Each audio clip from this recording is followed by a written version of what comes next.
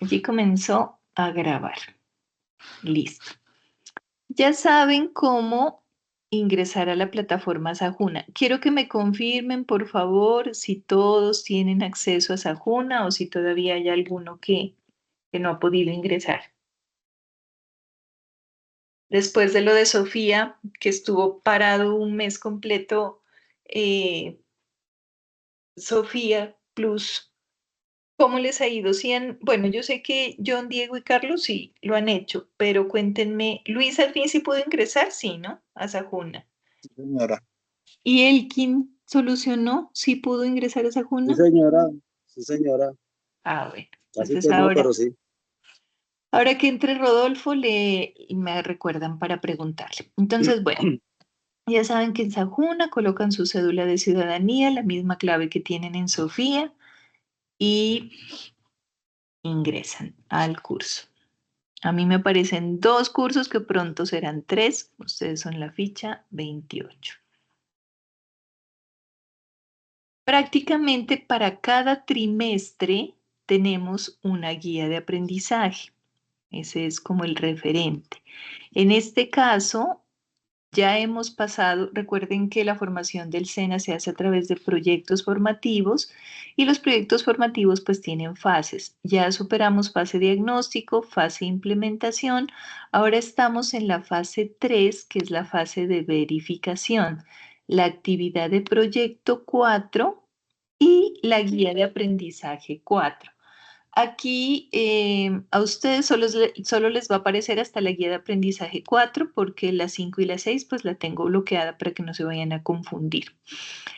Manejamos el mismo estilo de información que hemos venido manejando siempre. Entonces, en material de formación, los documentos que deben consultar para cada uno de los profes. Ahora les puse el nombre de cada profesor para que no se confundan. Entonces, conmigo van a trabajar estos tres documentos: manipular sistemas de potabilización, manejo de insumos químicos, vamos a seguir hablando de insumos químicos, y calidad del agua potable. O sea, conmigo van a ver los tres resultados de aprendizaje de la parte técnica. El profe John Jairo en este trimestre me va a ayudar con una competencia clave transversal que es ciencias naturales o biología. Entonces, con el profe John van a trabajar este documento que se llama Entorno Vivo. Eso es lo que le toca al profe John. Con la profe de ética, que todavía no me he comunicado con ella, pero que me imagino que ya desde la próxima semana comienza, van a trabajar estos documentos que siguen: ser individuo, soy un ser social, entendiendo mi mundo y ser agente de cambio. Estos son los de ética. Todavía no les he puesto nombre porque no tengo el nombre de la profe, pero ya sé que está asignada al curso. Y la profe Lina, que fue la que ustedes conocieron ayer de salud ocupacional, va a tener estos dos documentos: Fundamentos de Medio Ambiente, Seguridad y Salud en el Trabajo y Legislación en Medio Ambiente, Seguridad y Salud en el Trabajo. Hasta ahí les va a aparecer a ustedes. Lo demás lo tengo oculto porque corresponde a otros trimestres para que no se me vayan a confundir. Entonces, más que claro, con el nombre de cada instructor van a encontrar los documentos para que no se me pierdan, ¿vale? Ya saben qué tienen que leer de cada uno de los instructores.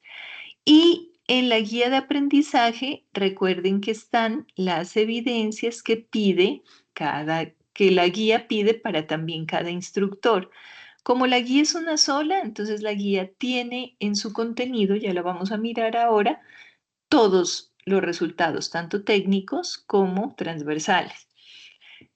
Pero las evidencias están separadas, entonces también decidí separarlas. Ahora les voy a explicar mejor, pero miren, conmigo van a tener cuatro evidencias que prácticamente eh, corresponden a un informe o protocolo para el manejo de sustancias químicas, que vamos a ver cosas de todo lo que hemos visto y vamos 2 semestres viendo sustancias químicas, pero esta vez vamos a ver otra cosa y ya vamos a hacer como el informe de las sustancias químicas. Vamos a hacer una práctica de laboratorio que tiene que ver con pruebas de jarras. Recuerden que hemos estado esperando esto hace rato, entonces este es el trimestre en que vamos a hacer pruebas de jarras. Para algunos yo sé que es cosa de todos los días, pero otros no. Entonces vamos a hacer jarras, vamos a hacer breakpoint de cloro. ¿Qué quiere decir eso? Es el punto de quiebre en el cual el cloro es óptimo, porque hay un momento en que el cloro, dependiendo de la cantidad de sólidos que pueda tener el agua, no es bueno, porque comienza a formar unas sustancias químicas malucas que se llaman cloraminas y que son cancerígenas. Entonces, vamos a hacer práctica de laboratorio. Tengo toda la intención de ir a Tebaida, a Génova y a Circasia, que va a ser mi nuevo destino donde nos podamos reunir. Yo creo que le queda fácil pues a Luis que está allá, a Elkin y a Rodolfo, entonces nos veremos allí para, eso lo coordinaremos pues durante el trimestre para hacer las prácticas, pero igual aquí en clase virtual vamos a ver como todos los pormenores para que cuando lleguemos ustedes ya sepan de qué se trata las cosas y ya nos rinda esa práctica. Esa es otra de las evidencias. De esa práctica vamos a aprender a hacer un informe. No hemos hecho informes de laboratorio hasta ahora y ahora vamos a hacer un informe para que ustedes tengan el conocimiento de cómo se reportan datos si les tocara o el día que les toque hacer un informe de laboratorio o de pronto ya lo han hecho. Y finalmente tenemos un cuestionario, de esos cuestionarios que trae esta plataforma. Entonces lo estudiaremos y veremos de qué se trata. Esas son las evidencias conmigo, lo que van a presentar conmigo, ya les voy a decir en qué fechas y cómo, y están entonces en este link que se llama Evidencias de Instructor Olga Lucía. Las evidencias de ciencias naturales del profe John, ahora a las 8:30, se van a ver con él. Él tiene unas evidencias, tiene 4 evidencias también. Entonces, pónganle mucho cuidado al profe John, háganle las evidencias, por favor, asístanle a clase y cuando no le puedan asistir, escríbanle porque pues el profe no puede adivinar como si de pronto le pasó algo a usted. Entonces, en los teléfonos con el profe John y con todos los demás, los teléfonos de los profes están en el grupo. Me falta el de ética porque todavía no sé el número, pero siempre están en el grupo. Entonces, cualquier cosa que les pase, no está de más un mensaje y dejarle claro al profe que ustedes van a estar pendientes de la grabación y van a cumplir las evidencias, que es lo más importante, porque siendo esta una formación a distancia, puede ser asincrónica. ¿Qué quiere decir eso? Que usted ve el video cuando tenga tiempo, pero sí tiene la responsabilidad de cumplir con las evidencias. Venir a clase, ¿qué es bueno? Pues que usted tiene la oportunidad de preguntar, de profundizar en alguna cosa, acá charlamos lo más de bueno y nos enteramos de qué hace cada uno, cómo lo hace y resuelven muchas dudas. Entonces, eso es lo interesante de venir a clase. Si no pudo venir, vea el video y si le quedan dudas, pues así sea el WhatsApp o la clase siguiente, pero no se vaya a quedar con las dudas. Miren las evidencias de ética, también se las marqué acá. Son 4 evidencias y las evidencias de seguridad y salud en el trabajo también se las marqué. Las actividades de inglés las oculté mientras hablo con el profe Juan Pablo porque nosotros venimos atrasados. Nosotros debimos haber visto inglés desde el primer trimestre y en primer trimestre no tuvimos profe de inglés. Entonces, el contenido que el profe Juan Pablo Gil les da no está en esta fase, está en la fase anterior. Entonces, quiero hablar con él a ver cómo lo quiere manejar y ya dejamos a la vista lo que a él le parezca conveniente para que ustedes no se enreden con tanta información. Queda claro entonces dónde encontrar la información, dónde encontrar la información para estudiar, dónde encontrar los links para cumplir con las evidencias. ¿Quedó claro eso? Usted me Claro como durmiendo. el río Cauca. Ay, Dios mío, ya me empecé a preocupar. Bueno. Bueno, hay una cosa nueva y es que este trimestre les voy a pasar a cada uno de ustedes al chat este documento en Excel que se llama Plan de Trabajo Concertado. Bueno, la verdad es que esto no es nuevo en el SENA, sino que no lo habíamos hecho, pero todos los instructores les deben pasar, les Profe, deben, dígame. me va a retirar, qué pena. Ahí le escribí al WhatsApp. Tranquilo, Luis. Porfa, se desatrasa viendo el video, ¿vale? Para que tenga Bueno, claro qué es lo que se va a hacer. Y listo, no bueno, hay lío. Saludes a la novia. bueno. Bueno, chao. Profe, Dígame. Ah, no, usted también se le está mal enfermó mi la novia, apellido. yo. Dígame. No, profe, está mal mi apellido. Dice Cañizales. Dani Sales, ¿no? Sí. Pero ya le cambiaron el nombre, no, ya no han podido cambiar el nombre. Nada, en plataforma sí, voy a insistir con eso, ahora que me acordé. Ok. Bueno, ¿qué es este documento? Este plan de trabajo concertado es donde el instructor acuerda con usted, cada uno de ustedes con su nombre, estas evidencias, porque pues se han dado cuenta que a veces algunos tienen más manejo de unas cosas que otros, o no importa si tienen manejo, quieren hacer la evidencia como tal, bueno, en fin.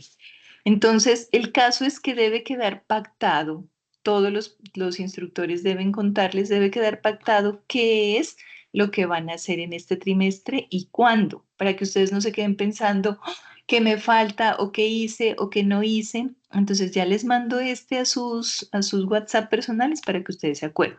Todos dicen lo mismo. Entonces lo que yo les decía, vamos a enviar un documento escrito que es un protocolo para el manejo de productos químicos.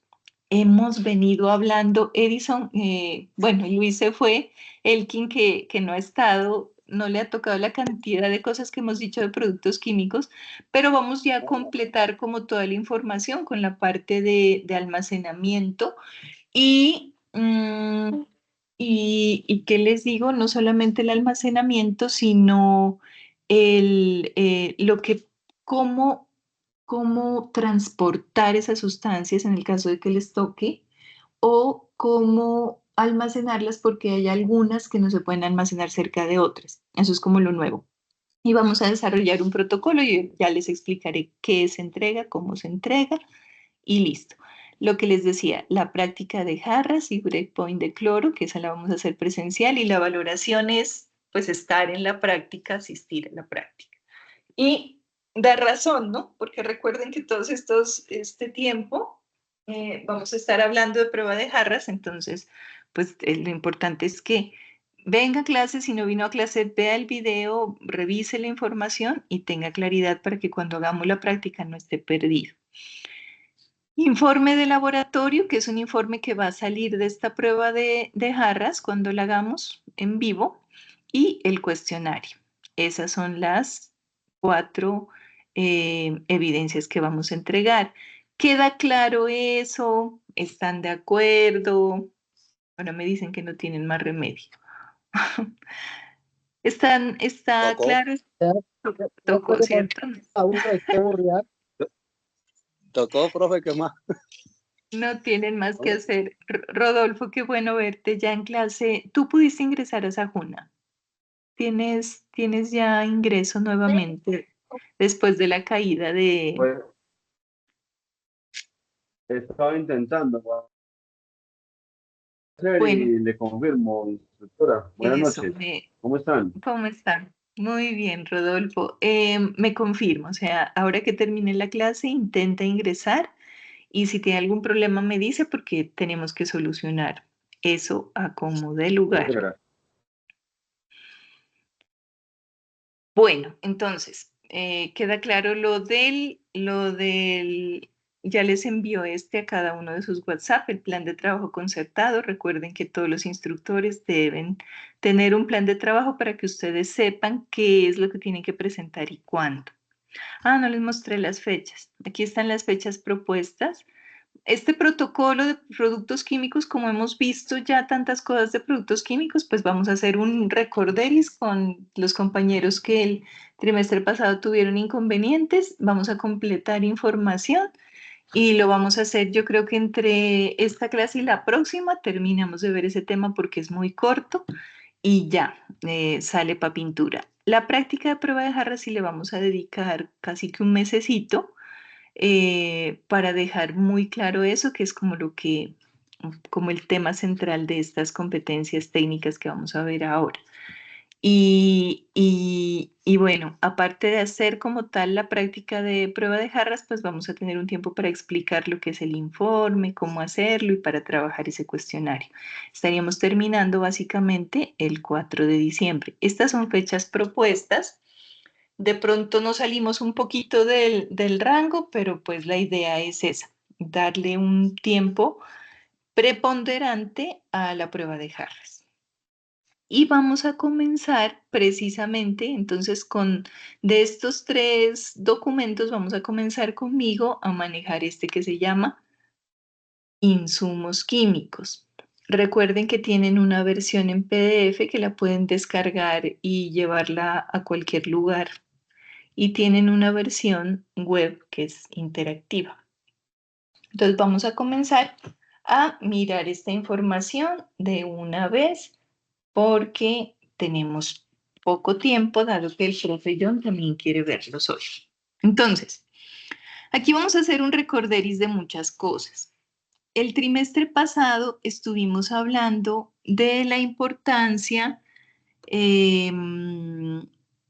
bueno, aquí dice, estimado aprendiz, bienvenido a este componente formativo denominado manejo de insumos químicos, por medio del cual podrá conocer los diferentes procesos sobre la potabilización del agua, principalmente los que tienen que ver con el almacenamiento de insumos y la operación sobre unidades de almacenamiento. Entonces, recuerden que aquí hemos visto de química y de laboratorios. El trimestre pasado vimos ¿qué debe tener un laboratorio certificado? O sea, un laboratorio ideal, un laboratorio que funcione con una norma técnica que se llama la 17025.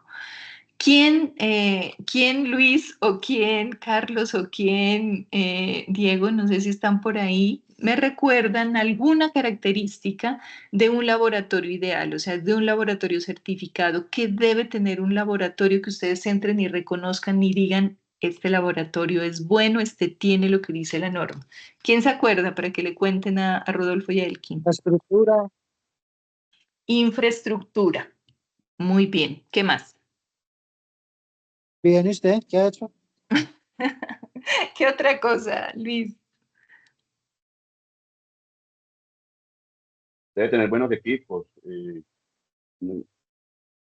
Debe tener buenos equipos. Miren que hablábamos que en términos generales, sobre todo el asunto de los equipos es muy importante porque los equipos tienen que estar calibrados y no solamente se calibran en el momento de usarlos, que a veces tenemos los buffer para el pHímetro o los estándar para el turbidímetro o para el espectro. O sea, no es suficiente esa calibración que hacemos nosotros antes de cada medición, sino que cada año debe venir una empresa certificada en metrología a revisar el equipo, hacerle mantenimiento y dejar constancia de que le hizo mantenimiento y revisión a balanzas, a todos los equipos en general. Esa es una característica muy importante. Y cuando hablamos de infraestructura, por ejemplo, un laboratorio certificado debe tener un espacio aparte para lo que son las balanzas. Las balanzas no pueden estar como puestas en cualquier lado, ni mucho menos puede la gente cargarse una balanza y cargarla de un mesón a otro. Eso no se debe hacer, porque las balanzas deben estar en un tipo de mesa que no se mueva, que no tenga vibración. Incluso el espacio, lo ideal es que esté cerrado para que el viento y otro tipo de condiciones no afecten. Entonces, esas son características muy importantes. Y otra es que un laboratorio certificado tiene todo escrito. O sea, un laboratorio certificado no le da a usted el riesgo de que improvise, ni de que invente, ni de que sea creativo. O sea, las cosas en un laboratorio certificado están fríamente calculadas en un protocolo. Entonces hay protocolos para todo. Si usted va a ir a recoger agua, hay un protocolo. Si el agua es potable es uno, si el residual es otro protocolo. Si va a hacer un análisis hay protocolo. ¿Qué son protocolos? Ya hemos visto acá varios, son escritos con el código de referencia del sistema de calidad que le dicen paso a paso qué hacer y cómo hacerlo y qué hacer si pasa algo fuera de lo normal. Eso es como lo más importante.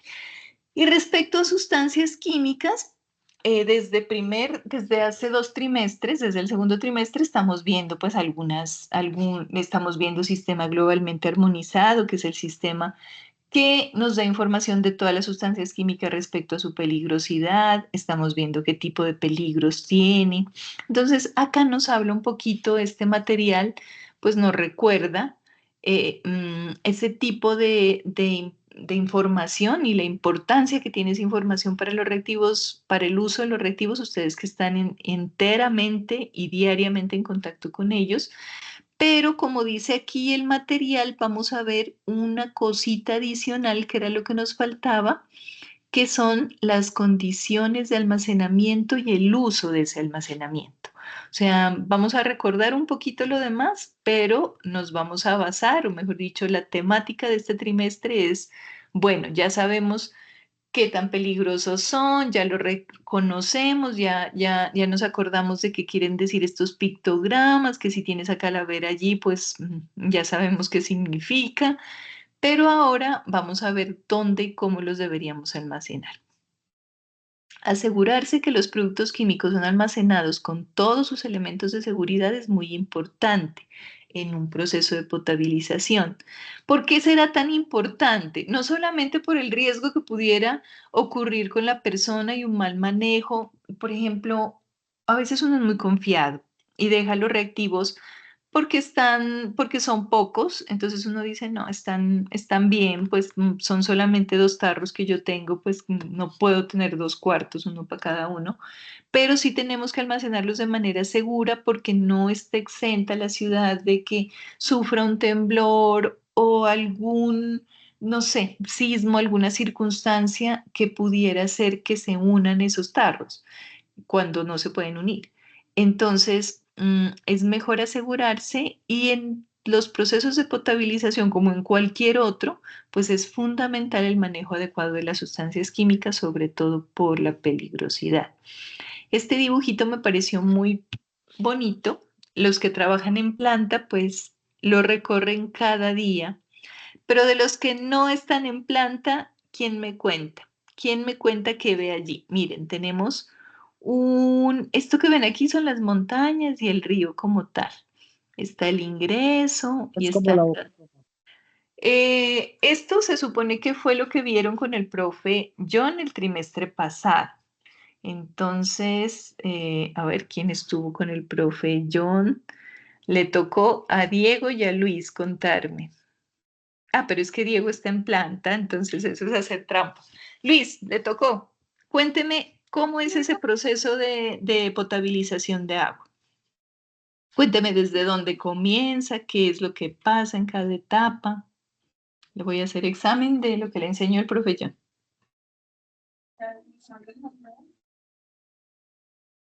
Luis, perdón, Luis, no, John.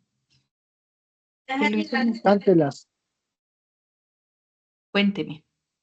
Cuénteme, ¿qué etapas se acuerda que tenemos en un proceso de potabilización?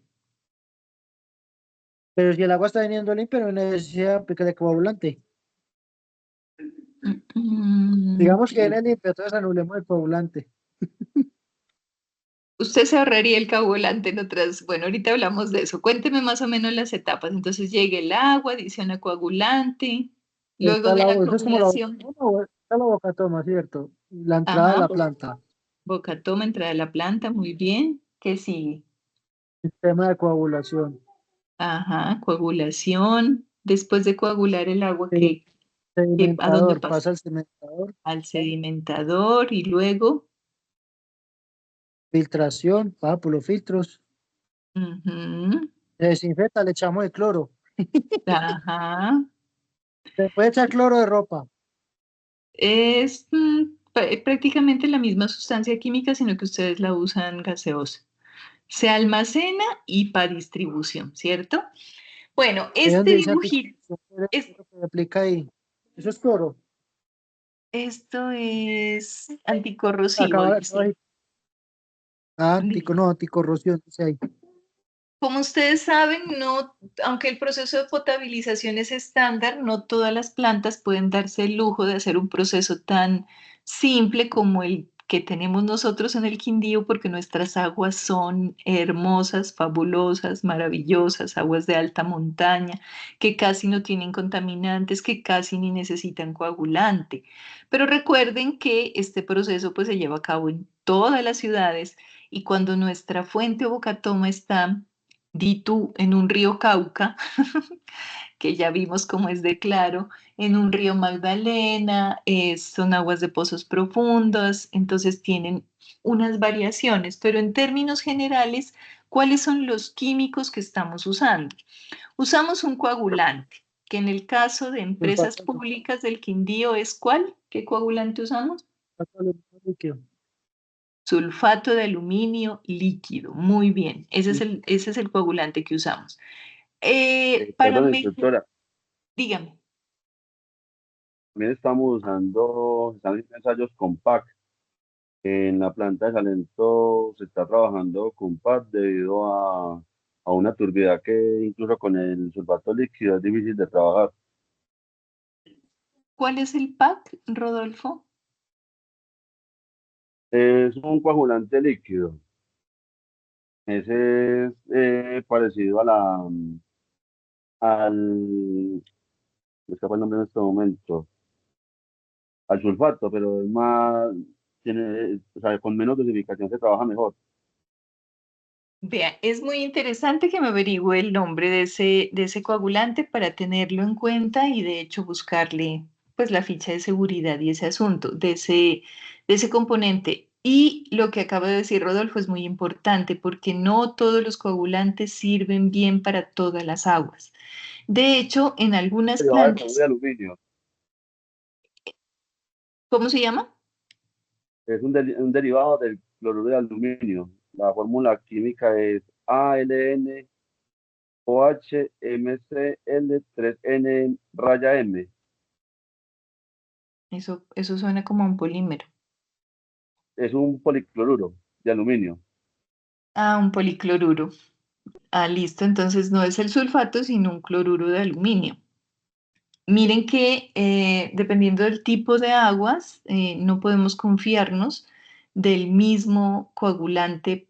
Mejor dicho, el mismo coagulante no siempre nos sirve para todas las aguas. Entonces, miren justamente lo que pasa. En Salento les tocó utilizar otro coagulante porque en términos generales, para la mayoría de las plantas, el sulfato de aluminio líquido es muy efectivo, incluso mejor que sólido.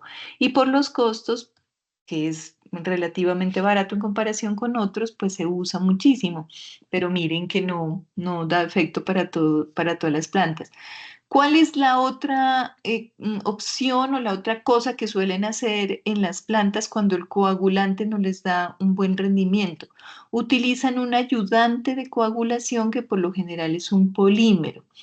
¿Qué es un polímero? Es una sustancia inerte, puede ser sólida o líquida, que ayuda a que estos grumos que se formaron con el coagulante se vuelvan más pesados y más gordos. Entonces, hay diferentes tipos de polímeros, hay de diferentes clases, de diferentes precios y marcas, pero ayudan mucho. Entonces, eso por lo general, ¿qué es lo que se hace? Se realiza una valoración económica, ¿no? Porque ustedes saben que con la cantidad de reactivos que se usa en este tipo de plantas, pues el factor económico es muy importante. Entonces, el que dé mejor rendimiento, pero que sea más barato. Y a veces un coagulante de mejor calidad sale muy costoso y mirando precios sale más barato el coagulante que no es tan costoso con un polímero que se utiliza en mínimas cantidades y que mejora el proceso. Entonces, por eso es que aquí aparece un polímero en la sedimentación porque hay algunas plantas que lo usan.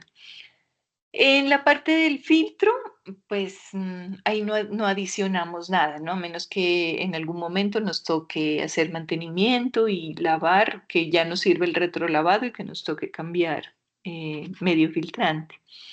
El desinfectante, dentro de todo lo que hemos estudiado, pues ya nos hemos dado cuenta que sí es complejo. De pronto es como lo más complejo que manejamos en planta porque es un cloro gaseoso. Y el cloro gaseoso, pues es altamente irritante, es tóxico, es corrosivo, puede causar hasta la muerte. Entonces, ese es como el reactivo más complejo.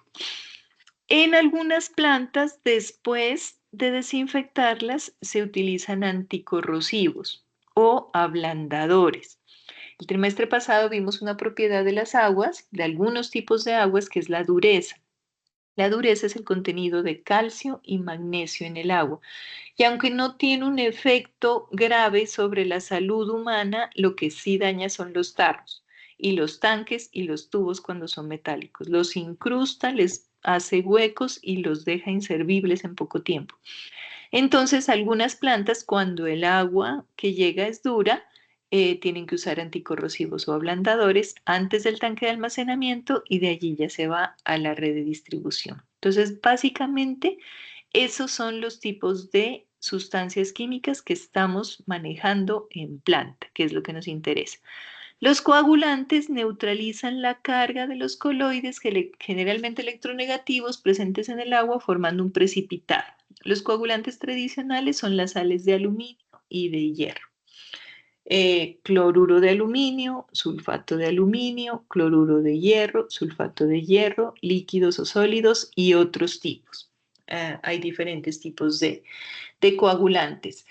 Y miren esto de interesante, el principio es eléctrico, o sea, las cargas o los materiales, los materiales que están contaminando, esos residuos que están suspendidos en el agua contaminándola, tienen cargas eléctricas. Y lo que hace el coagulante al neutralizar la carga es, digamos, como cuando acercamos un polo positivo con uno negativo en una pila o en un imán. Se dan cuenta que si acercamos uno positivo a uno negativo, se unen, ¿cierto? Se unen y se quedan pegados. Mientras que si son los dos negativos o los dos positivos, se repelen. Aquí lo que intentamos es que el coagulante tenga una carga distinta a la del contaminante para que se unan. Y por eso ese es el principio que hace que se formen los flocks, porque los flocks son unas aglomeraciones de contaminante que se unen al coagulante y se van haciendo más gorditos y más pesados, y así es que lo podemos retirar del agua. Coagulantes y floculantes. Los floculantes son sustancias químicas que aglutinan. Bueno, entonces coagulación, floculación lo manejamos con un solo producto. Entonces, ese producto que usamos no solamente neutraliza la carga, sino que ayuda a aglutinar. Aglutinar es unir, amontonar, o sea, hacer más grande, más pesado, más gordo el sólido para que por el peso lo podamos separar del agua y de esa manera quitarle turbidez, color, conductividad, que también aumenta por la cantidad de sólidos suspendidos. Aquí les habla de que algunos coagulantes que tienen hierro, por ejemplo, el policloruro de hierro, el sulfato de hierro, cuando se pasa en la dosificación, le da un sabor desagradable al agua y un color como rojizo. Entonces, de ahí que es muy importante esa prueba de jarras para identificar exactamente cuál es la cantidad necesaria. Esta vaina no es directamente proporcional. Ya se habrán dado cuenta los que hacen pruebas de jarras. No es que entre más floculante o coagulante le eche, más gordo el floc. No. Hay un momento en el que se adiciona tanto que el agua se pone más turbia y que la cantidad ideal es todavía más bajita de la que veníamos manejando. Bueno, eso depende mucho de las condiciones con las que llegue el agua. Entonces, es muy importante ese punto exacto en el que funciona mejor para el momento en el que esté el agua, esa cantidad o esa concentración de floculante. Dice un floculante muy común es el alumbre o sulfato de aluminio. Un grupo de compuestos químicos formado por dos sales combinadas en proporciones definidas, sulfato de aluminio y sulfato de amonio. Revisando en el trimestre pasado estuvimos mirando la hoja de técnica del sulfato de aluminio y era hierro, ¿no? Me corrige Diego, ¿era que tenía, o Carlos, era que tenía aluminio y tenía hierro o era que tenía aluminio y cloro? pero eran dos compuestos. Ese sulfato de aluminio que está... Aluminio y hierro, ingeniera. Perdón, no le escuché. ¿Qué tenía? Aluminio y hierro. Aluminio y hierro. Entonces tienen mayor proporción aluminio y en menor proporción hierro, pero tienen los dos, que son coagulantes y floculantes, pues de los más usados. Eso era lo que veíamos en ese que ustedes manejan en la mayoría de plantas. Y por acá ya Rodolfo me envió la información del otro, era la miramos. En cuanto a las desinfectantes que se añaden al final del proceso, dice son biocidas. ¿Qué quiere decir eso? Asesinos de todo lo que sea biológico. ¿Para qué se utiliza? Pues para matar microorganismos, porque ya vimos según la normativa que cuántas bacterias, cuántos E. coli y cuántos coli totales puede tener el agua. ¿Cuál es el número que le dicen máximo puede tener cuánto? John y Diego, que estuvieron el trimestre pasado conmigo viendo normativa. ¿Cuántos bichos puede tener el agua? Para que se... Como 1 puntos. Ah, no. ¿De cuál estamos hablando? ¿De coli total o E. coli? Ah, no, Cero. coli tiene que ser. 0 por 0. Sí, señor. Sí, señor. ¿Se acuerdan que teníamos una discusión que es que alguien me decía por allá un numerote? No, acuérdense que todo lo que sean bichos en el agua, cualquier tipo, o sea, los coliformes totales agrupan como la mayoría de bacterias y microorganismos que pueden existir en el agua. El número máximo de esos bichos que puede haber en el agua es 0. O sea, para que el agua sea potable, no puede tener un solo nada. O sea, y recuerden que lo que nosotros detectamos son unidades formadoras de colonias. Entonces, imagínense que salgan un par y que ese par genere un montón de colonias de bichos. 0. O sea, recuerden bien, el desinfectante tiene que aplicarse de tal manera que alcance para matar todo lo que tenga biológicamente o todo lo que tenga vida dentro de esa agua. No puede quedar nada. Bueno, esto me imagino que lo vieron con el profe John el trimestre pasado, son las condiciones o es el procedimiento de cómo funciona, que es lo que les vengo hablando desde que empezamos hoy la clase, cómo funcionan los coagulantes y floculantes. Entonces, está en 3 etapas: mecanismos de coagulación, mecanismos de floculación y mecanismos de desinfección. La coagulación y floculación, recuerden que nosotros pues lo manejamos como una sola cosa, floculación, coagulación. Pero la diferencia química es que en la coagulación neutralizamos, acuérdense de los imanes, o sea, hacemos que por diferencia de cargas eléctricas se una el coagulante con el residuo que esté por ahí sobrenadando, y la floculación lo que hace es que se aglutine, o sea, no solamente se una, sino que se unan entre sí para que el floc sea más gordo y más grande. ¿Cuáles son las características específicas? Absorción Pero y en este caso neutralización. sería el polímero. Yo no le escuché, dígame. En este caso, ya se movió el cosito. De floculación es el ¿cómo es que dijo usted? Polímero, ¿cómo se llama eso? Ese es un ayudante de la floculación que usan algunas plantas, pero que no es obligatorio usarlas. El sulfato de aluminio o el policloruro de aluminio que están usando en Salento funciona como las dos cosas. O sea, tiene la función de neutralizar. Acuerden que neutralizar es unir una carga positiva con una negativa, eso es neutro. O sea, no tiene carga ni positiva ni negativa, sino que se volvió la carga cero, se volvió neutra, se neutralizó. Esa es la función, porque eso era lo que quería contarles. El fundamento de ese proceso es electroquímico, se conoce como electroquímico. Igual como funciona la electricidad, de la misma manera, pero en el agua, porque prácticamente todas las sustancias químicas tienen una carga. Unos son más positivos, otros son negativos, y solo hay unos elementos de la tabla periódica que andan que andan por allí por el mundo sin querer reaccionar con nadie porque ellos son estables y son neutros, que son los gases nobles, que no reaccionan.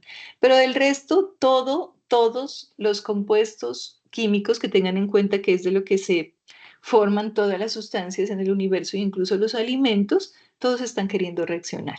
Entonces, aprovechamos esa carga positiva y negativa para neutralizar.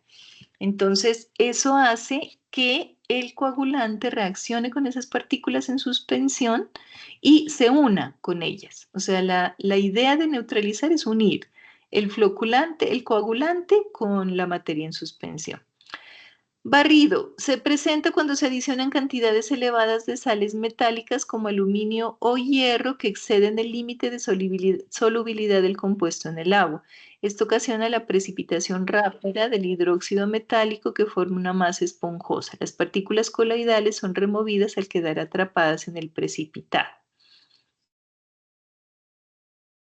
Puente químico. Se presenta cuando las cadenas poliméricas del coagulante se entrelazan con las partículas coloidales y se unen entre sí. Bueno, ¿qué les está explicando allí? Les está explicando con un lenguaje químico el proceso mediante el cual el coagulante se une con el contaminante, a través de la floculación se vuelve más pesado, se vuelve más grueso y de esa manera se lo puede, ahí utilizan una palabra muy que se llama eso muy didáctica, que es el barrido. O sea, cuando usted barre, ¿qué hace? Pues está cogiendo los residuos que ve en el suelo y los está quitando. Ese es el objetivo de la coagulación, floculación. Que esos, hagamos de cuenta como que la basura en el piso no se alcanzara a ver y tuviéramos que adicionarle algo para que ya sea visible. Eso es lo que hace el coagulante. Entonces entra al agua, se mezcla con el contaminante que esté produciendo turbidez o color, lo atrapa, lo vuelve más gordo, más pesado y se lo puede barrer, que es lo que nosotros llamamos sedimentación. Pues dentro de ese proceso hay reacciones químicas y por lo tanto puentes químicos que hacen que se formen esas sustancias.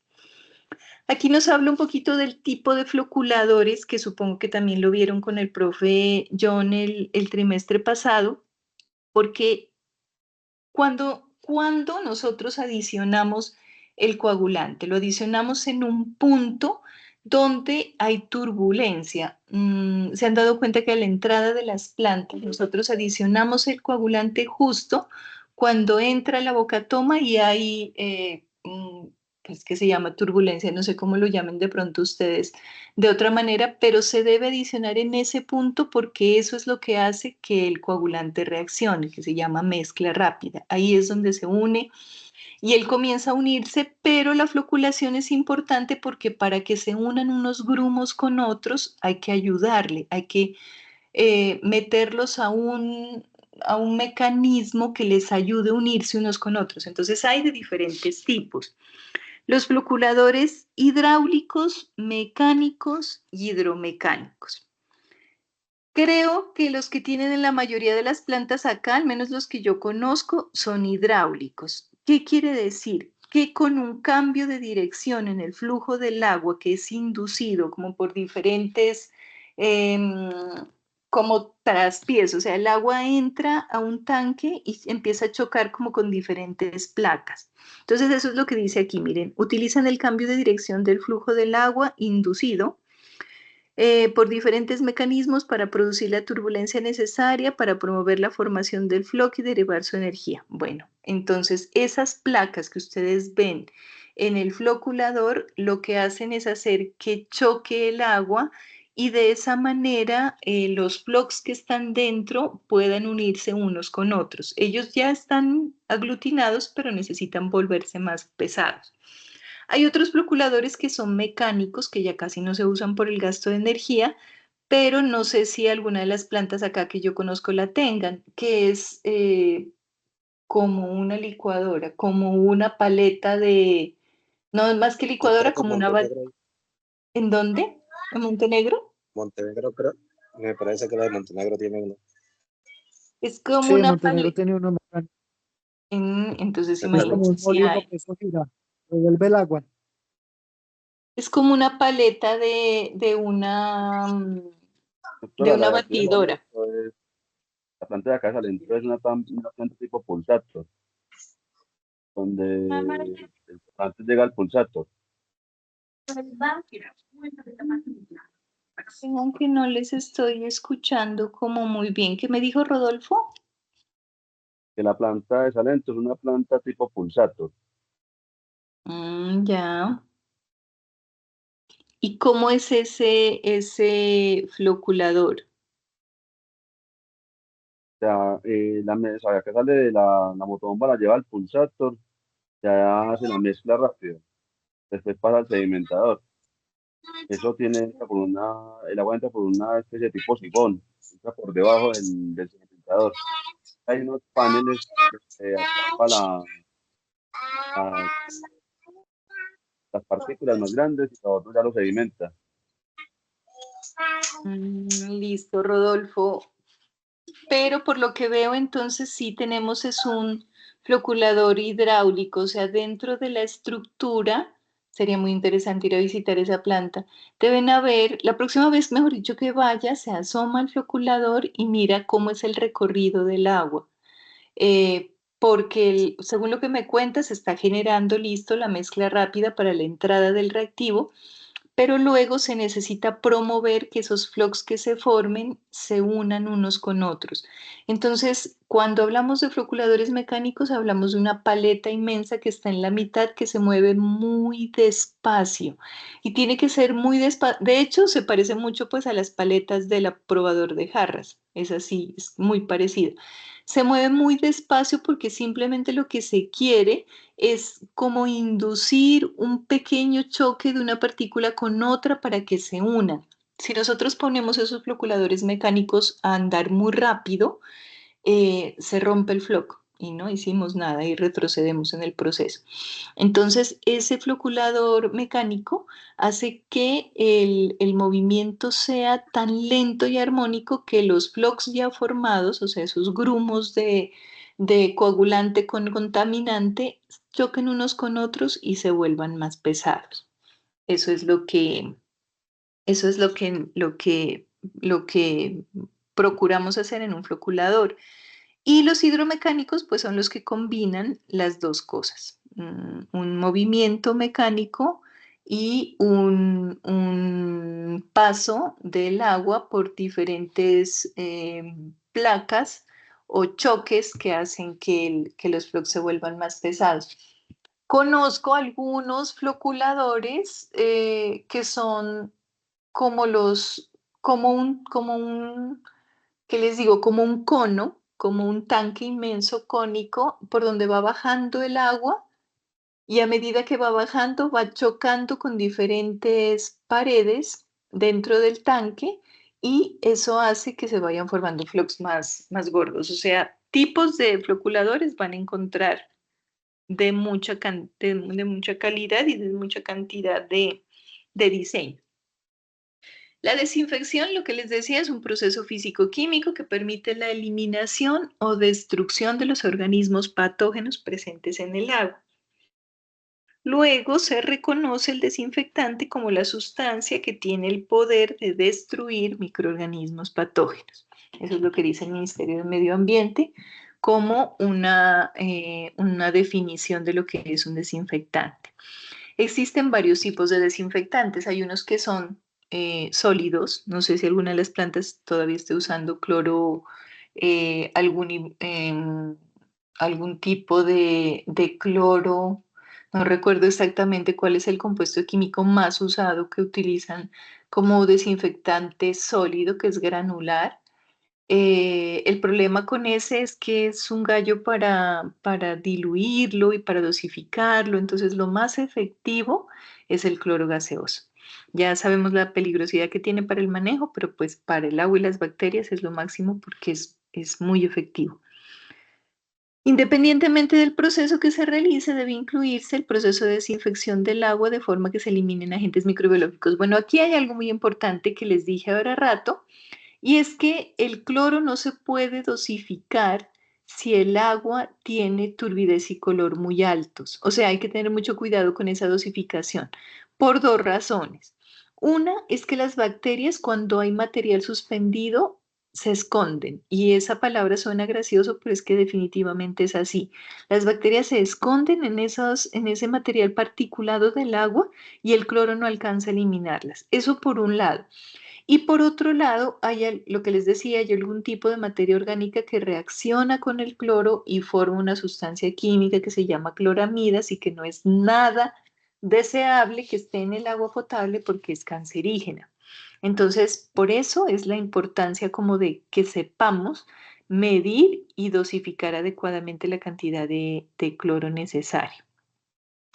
Entre los procesos de desinfección que se pueden realizar está primordialmente la cloración, incluidos sus derivados. Aquí está dióxido de cloro, hipoclorito, que es lo que tiene el vil límpido común de la casa, cloraminación, complementarios, ozono. Bueno, estos son otros tipos de desinfectantes también de muy alta eficiencia.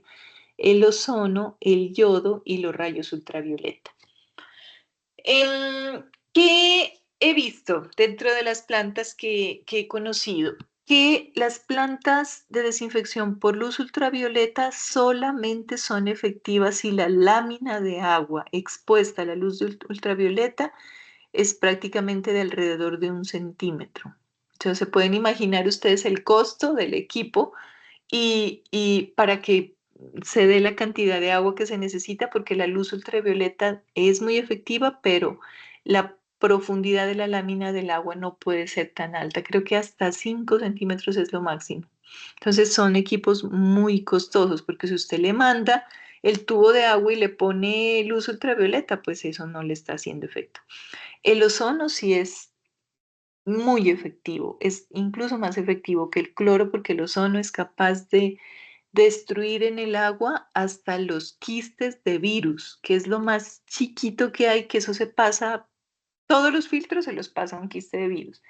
Y el cloro, como está el virus enquistado, a veces el cloro no alcanza a removerlo, pero el ozono sí lo remueve.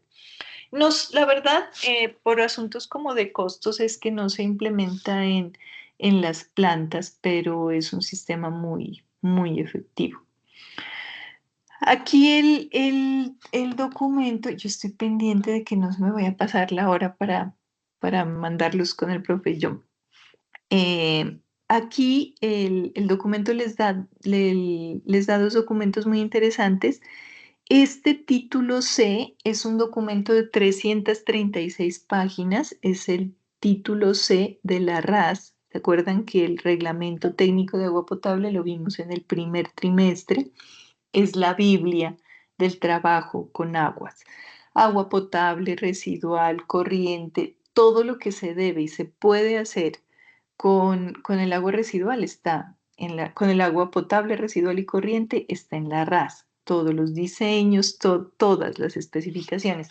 Entonces, este documento no lo voy a abrir ahorita porque lo vamos a manejar luego, pero sí es interesante que ustedes lo descarguen aquí donde dice ir a la página y lo vayan chismoseando. Por allí en la página, creo que por ahí, por alrededor de la página 60, comienza a hablar de eh, lo que es específicamente el proceso de potabilización y hace una descripción súper detallada de todo. Ese documento lo vamos a manejar.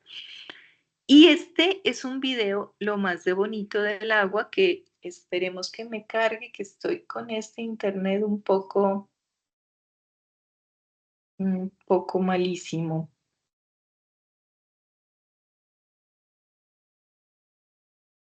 Es un video didáctico de cómo es el proceso de potabilización de agua.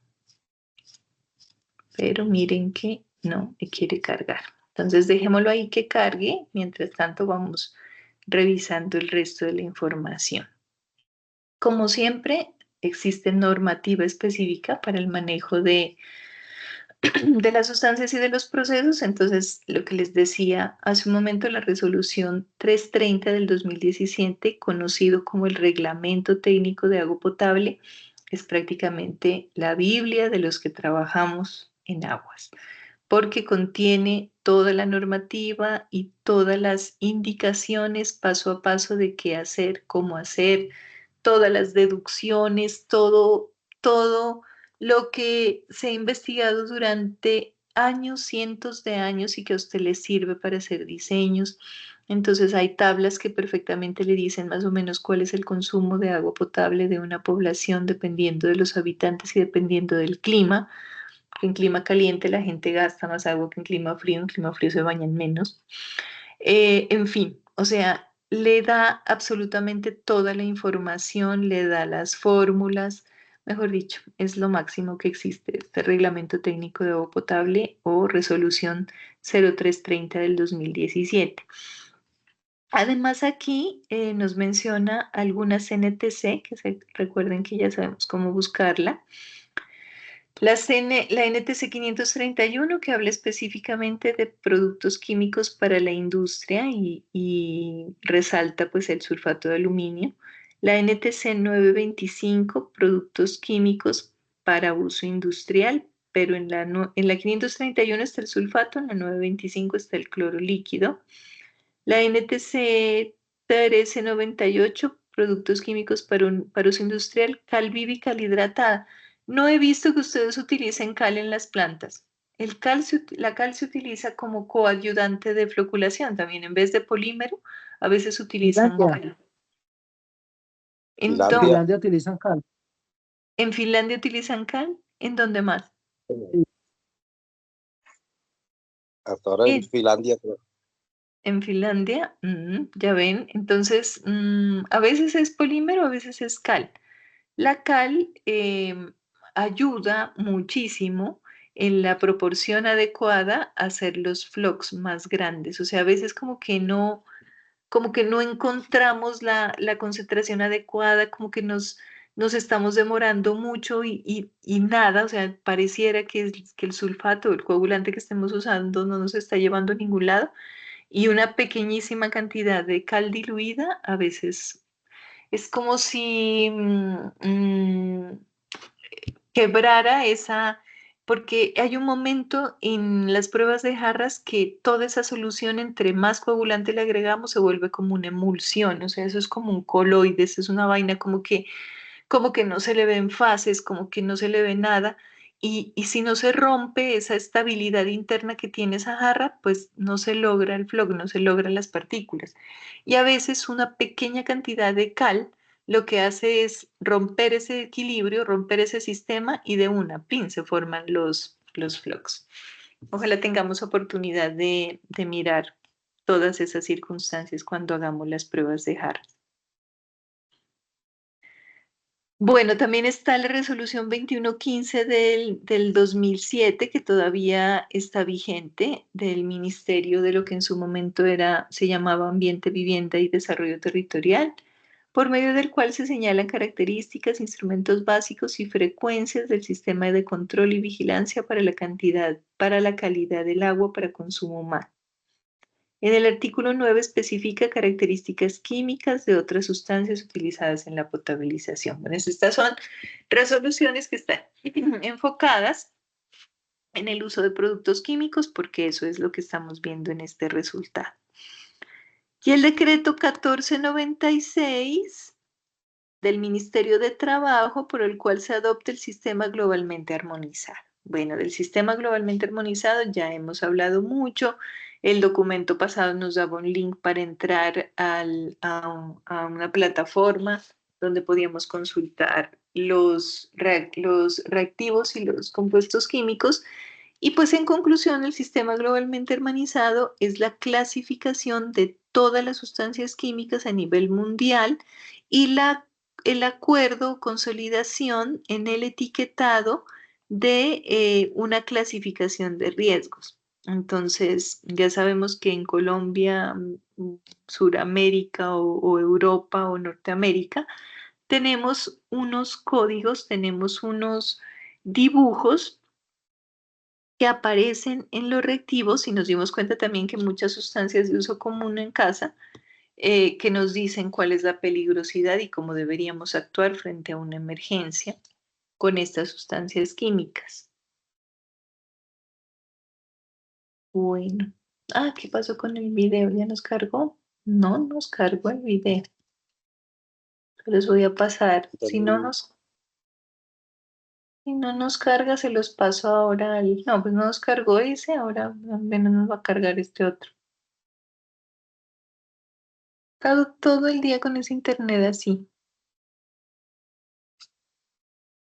Bueno, dejémoslos cargar mientras vamos mirando información. Aquí hay un recorderis, miren, de qué es el sistema globalmente armonizado. Entonces, lo que les decía. Es un sistema de comunicación aplicable nacional e internacionalmente que permite armonizar el manejo y comunicación de los peligros asociados. Ay, qué bonito que lo describe. Pero en conclusión, ¿qué es? Es una forma de ponerse de acuerdo entre todos los países para hablar de la misma manera. O sea que si a usted este producto químico le puede destruir la piel porque es altamente corrosivo, lo digamos todos de una misma manera. Eso es el sistema globalmente armonizado. ¿A qué aplica? Productos químicos de lugares de trabajo, productos químicos en el transporte y residuos peligrosos. Para estos tres tipos de productos se utiliza, o sea, no solamente los químicos que están en el laboratorio, que tenemos almacenados en planta, sino también aplica o es importante, digámoslo más bien, para los productos químicos que transportamos o para los residuos que generamos, que si vienen de estos productos químicos complejos, pues van a ser residuos peligrosos. ¿Qué hemos analizado ya, sobre todo el trimestre pasado? Hojas de seguridad y etiquetas. Esto viene siendo un recorderis de lo que vimos el trimestre pasado. Esta pregunta es muy interesante. ¿Una sustancia solo puede tener asociado un peligro? Cuéntenme. O sea, tenemos una sustancia química, el cloro. ¿Qué se dieron cuenta ustedes en esas hojas de seguridad? Porque en el trimestre pasado también vimos etiquetas de seguridad y hojas de seguridad. ¿Solamente cada producto químico tiene asociado un peligro o puede tener más? ¿Quién me dice? Puede Tiene tener varios, más, puede tener varios, 3, 4, 5. porque puede ser inflamable, explosivo, Muy bien, muy bien. Entonces, no para el medio ambiente, exacto. corrosivo. Un solo producto químico puede tener asociado muchos pictogramas que hablan de varios tipos de peligros. Entonces, por el hecho, o sea, por el hecho de que sea explosivo, no es excluyente de que sea tóxico. O sea, puede ser todo a la vez. Entonces, de ahí la importancia de saber identificar estos pictogramas. Mírenlos aquí, Y qué lo más bonito. importante, puede ser peligroso. Lo más importante, sí, señor. Entonces, miren, estos son básicamente todos los pictogramas que podemos encontrar. Entonces, a ver si se acuerdan. ¿Qué quería decir esta bomba haciendo pum? Explosivo, Explosivo, muy bien. Entonces son sustancias explosivas o sustancias o mezclas que reaccionan espontáneamente. Allí están clasificados también los peróxidos orgánicos, que son muy, muy reactivos. Son sustancias que a veces con el simple movimiento del transporte pueden explotar. Por ahí hay más de una película rodando con este tipo de sustancias que toda la película se la basa en cómo nitroglicerina, la trinitroglicerina. Toda la película por lo general se basa en cómo tener quieto la trinitro para que no exploten con carro y con montaña entera. Entonces son ese tipo de sustancias, son sustancias muy reactivas, muy sensibles, que solas, así hay gente también, ¿no? Solas explotan solas, se enojan solas. Bueno, esta llamita, ¿qué quería decir la llama? La llama con una llama dentro, o sea, llama y llama. que se puede quemar. Estos son inflamables. ¿Qué quiere decir inflamable? Que se prende muy fácil o que puede generar un incendio.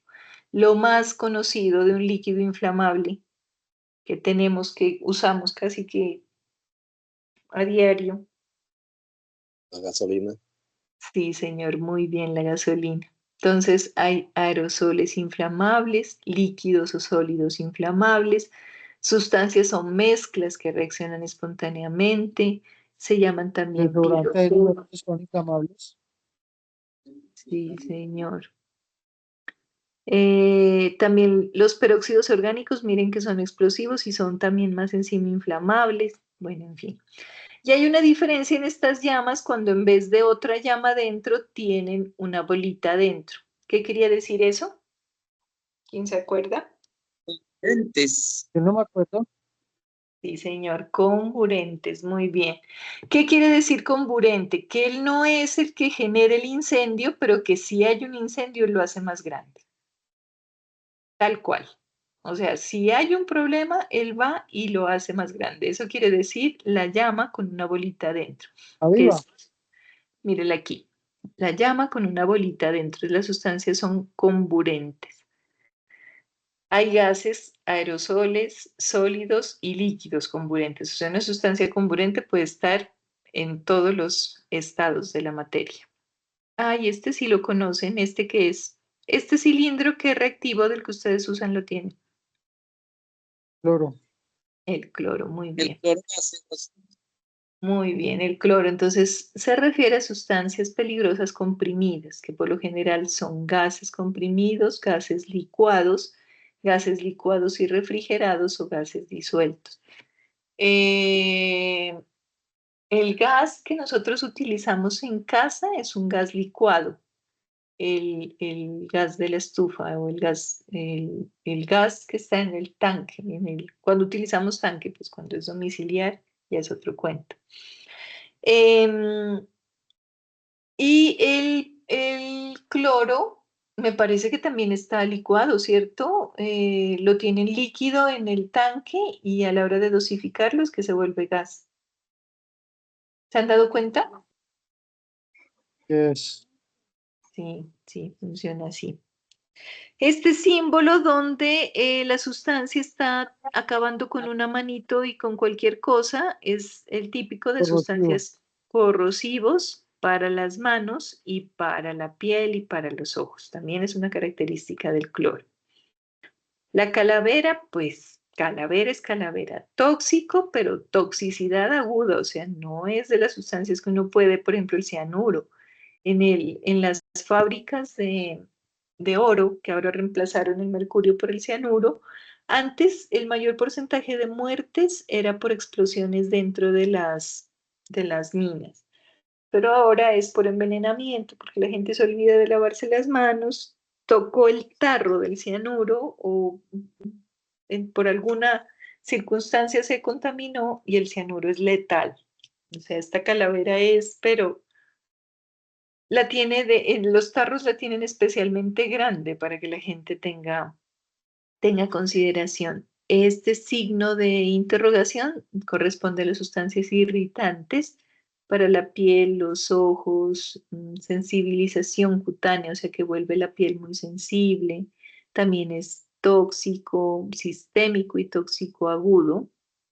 ¿Qué quiere decir esa toxicidad sistémica?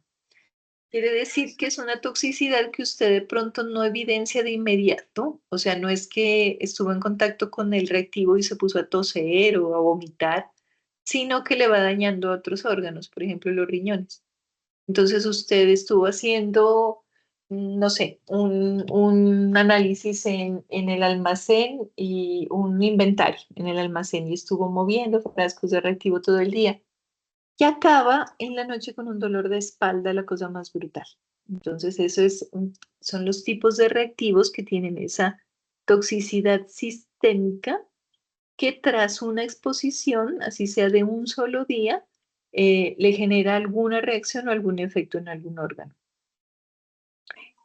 Esta personita, pues, es de las sustancias cancerígenas, mutagénicas, que son tóxicas para la reproducción, que los bebés pueden heredar esas características. ¿Se acuerdan de algún tipo de sustancia que hemos hablado tanto acá que son cancerígenas, bioacumulables? ¿Se acuerdan de alguna? El sulfato. El Sulfato de aluminio aluminio. puede producir Alzheimer. pero hay un tipo de sustancia que es especialmente mala, que hace un tiempo hubo el boom de las noticias de que ese Mercurio. producto, ¿qué cosa? El asbesto. Mercurio. El El asbesto, cemento. el Asbesto. asbesto, el mercurio, el plomo. Entonces el asbesto por las tejas. Eso fue un escándalo total y en los juguetes de los niños, pues que también tenían asbesto, contaminados con asbesto. Y el mercurio, recuerden que el mercurio que se utiliza la producción de oro cuando entra al agua y se mezcla con las sustancias orgánicas y los pequeños peces se lo comen, pues se vuelve metilmercurio, que también es altamente cancerígeno. Y finalmente las sustancias que afectan el medio ambiente de forma aguda o de forma crónica. Ese era un recorderis especialmente para los chicos que no pudieron estar el trimestre pasado, pero pues le hemos dado vueltas a esos pictogramas de tal manera que ustedes se vuelven a encontrar uno y ya deben saber a qué se refiere. Recuerden también que hay muchas sustancias en casa que aunque no tienen la obligación legal de ponerle los pictogramas, porque esto es básicamente para sustancias químicas de uso industrial o de laboratorio, hay algunas sustancias que lo tienen. Entonces, si ahora terminando la clase se pegan una pasada por el cajón donde tengan los elementos de aseo, me cuentan porque hay unos limpiadores de hornos que son corrosivos, que son peligrosos, que son tóxicos, que era lo que veíamos, pinturas, disolventes, que pueden ser altamente peligrosos. Entonces, así no sé en laboratorio, en cualquier lugar donde vean este tipo de simbología, de pictogramas, ya saben a qué se refiere y qué deben hacer. No me quiso cargar. Ahora les mando los links de estos videos para que los miren en el celu. Algunas naciones no se acogieron al diseño básico, que es cuadrado rojo y símbolo negro adentro, sino que les dio por ponerle su toque personal. Entonces, pueden ser naranjas. Creo que es Naciones Unidas el que utiliza los símbolos naranjas, pero miren que el símbolo interno es el mismo, sino que el color es naranja. Y estos otros, con este numerito, vamos a verlos ahorita más adelante, lo que hacen es meterle más información al pictograma para que usted tenga presente cómo los debe o cómo los puede almacenar. Por ejemplo, a través de los colores, que suele ser más representativo, pues le ayuda a identificar con mayor claridad los símbolos. Vean, chicos, quiero dejar hasta allí para darles 10 minuticos de descanso y que puedan entrar con el profe John temprano. No se me le vayan a volar al profe John, escuchen de la clase, recuerden que les va a dar ciencias naturales. Y así dejamos como los videos a ver si que le hago a este computador o no sé si es mi internet de hoy que no quiso. Y la próxima clase pues terminamos de ver esta parte que es la que me interesa que estén súper despiertos y recién llegados porque es lo nuevo de esto. Miren que hasta ahora hemos hecho como un recorderis, hemos visto como una que otra cosa nueva, pero ha sido un recorderis de trimestres pasados. Pero esta tabla de compatibilidad es lo que me interesa que tengamos muy clara. Entonces la vemos con toda la claridad del mundo en la próxima clase. Ay, por Dios. Bueno, voy a pausar aquí la grabación para que no se nos haga tan larga.